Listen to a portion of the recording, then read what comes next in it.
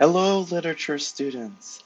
In this lesson, we're going to briefly reaffirm the values of literature as that's what we have been dedicating this week to. So let's dive right in. Make sure that you have your PowerPoint open and we can check this out. So, one of the big things with literature is that it is universal. It transcends time and space. And it offers these very universal ideas, these universal themes uh, that really survive time and space. So imagine not having the opportunity to really reflect on your own life or um, culture, things that you see around you. Now, not only would you not know, things that you can improve on or learn about yourself as a person, um, but you'd only understand yourself from one limited perspective. And one of the cool things about literature is that I like to call it as the closest thing to getting on an airplane and traveling somewhere else, as it offers multiple perspectives from around the world, and that's one of the cool things. And once again, even though literature has been, uh, going on for so long, it still survives time and space and reflects these universal themes that we keep seeing time and time again throughout um, our story. So things such as good, evil, themes such as life, death, right, wrong, love, hate. So even though time passes and across different cultures, we have these universal themes that literature reflects. And it's one of those reasons why literature really is relevant no matter when you read it or where you read it. And of course, we see literature in books, but also we see it enacted on the stage, the podium, and even the screen, right? The movie screen. Literature is often adapted into films, and we see it all throughout.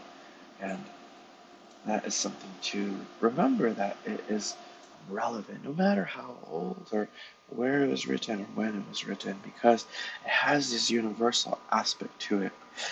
And for this lesson, we're going to briefly talk about some of the basic elements. Afterward, we're going to look at it in a little bit more detail, but just some, introduction to some of these basic elements. So, of course, first off, we have the point of view, which is the perspective from which the story is told, observed, and told. Second is the symbol, this whole idea of, we were talking about themes and ideas as represented through literature. We have oftentimes symbols, which are objects that represent abstract ideas, such as the case like a dove can often represent the idea of peace. Once again, the theme is the main idea, the main takeaway that the piece of literature offers us.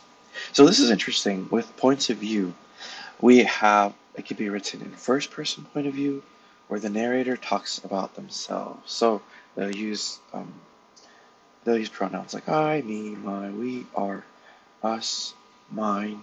So when the narrator is including themselves as part of the story, of course it's first person. They're experiencing it, right, along with everybody else. And so that's one thing to know. Second person point of view, the narrator talks to the reader directly. So it might say things like you, your, yourself. In movies, we see it at times. It's called breaking the fourth wall, which means when the character is addressing you as the viewer. So sometimes in literature, also the narrator addresses you as the reader. That's second person point of view. Third person, the narrator talks about others. So might use words like ye, he, she, it, they, there. So observing about other people, right? Now, with the third person point of view, there's different types, and those are third person objective, third person limited, and third person omniscient. So, with the third person objective, the narrator knows no character's thoughts. And these sentences are expressing the same idea, it's the same scenario, but pay attention to the verbs that are used. So, in the third person objective, the narrator knows no other character's thoughts. So, look. He looked sad. He seemed nervous. He said he didn't want to tell his mom that he broke the window. When he finally told her, she seemed calm. So these words that are highlighted, looked, seemed, said he didn't want to, seem. So they're all observations, right? They're observations from the narrator. It doesn't definitively know that the other person is is nervous, but just seemed nervous. He looked sad, so it's like based on observation. This is the conclusion that the narrator draws.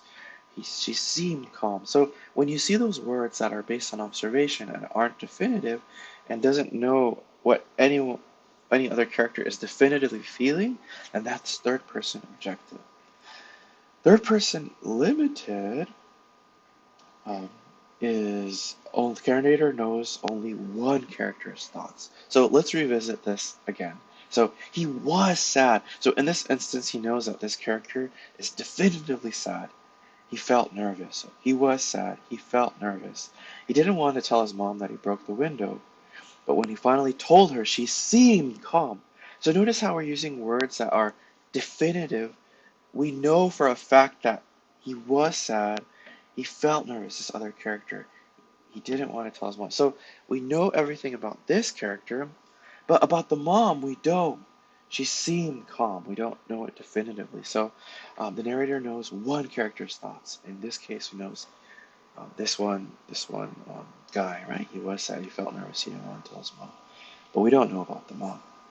The other one is third person omniscient. This is when the narrator knows all the character's thoughts. So look, he was sad. He felt nervous.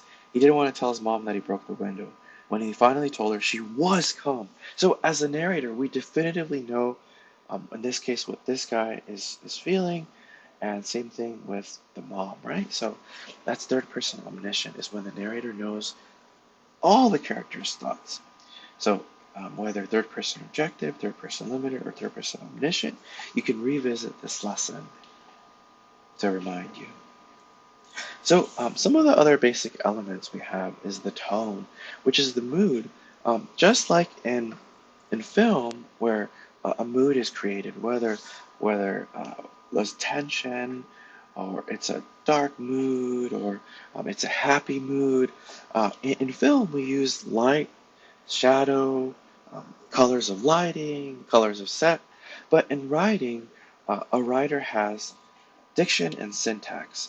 Diction is word choice, and syntax is word order. So, certain words elicit particular emotional responses, and writers know that they're intentional with their choice of words and pay attention to that, to the mood. And oftentimes, once again, the diction is the word choice, the syntax is the word order. So writers use that intentionally. Those are their tools to create a mood. So pay attention to what mood is created in whatever you're reading.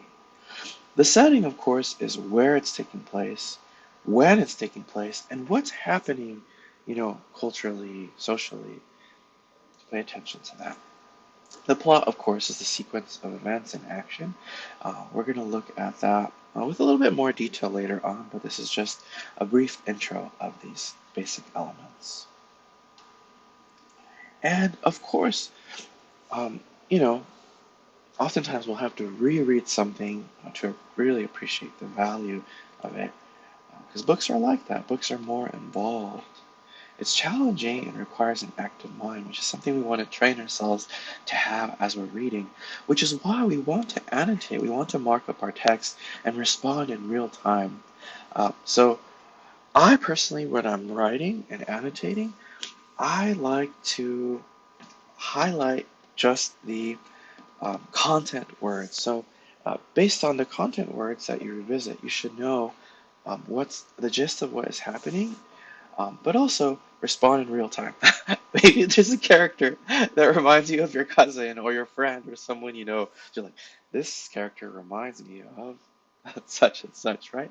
Or something surprising. I like to put a big exclamation mark next to it. Or something's puzzling or confusing, I put a big question mark. So it's important to be an active reader. Also consider what the title might say about the text, right? So if there are unfamiliar words, mark them up. Look them up later. This is how Me as a student, I would expand my lexicon by looking up all the new words that my professors would say or just include throughout the class. But same thing, like when you're reading, mark down new words so you can look those up and keep track of how something's making you feel, how you're responding to a text. Ask questions, label key passages. There are very important points in a story that you want to actively um, highlight. So get yourself some highlighters if you print them out, or get yourself a tablet with a stylus, but you should always annotate. And once again, pay attention to the key themes, the key takeaways, the insights, underline important ideas and passages, and of course, make connections to things that you know in real life or what something reminds you of in real life. Because once again, literature is universal. It offers these relevant themes that survive time and space. Once again, summarize for yourself the action, the main ideas, right? So it's very important to annotate, be an active reader. We learn more. We're more engaged with the text. And once again, as you're reading, don't let your own bubble or cultural biases destroy your objective approach to the text. So we have a lot to learn from other cultures, from other places, and from other writers, right? Be open as you read. And once again, reading is a lot like traveling. It'll teach you many things about both yourself and the world around you. I like to think of it as reading a book as the closest thing to getting on a plane and traveling somewhere. Well, I hope you enjoyed this lesson.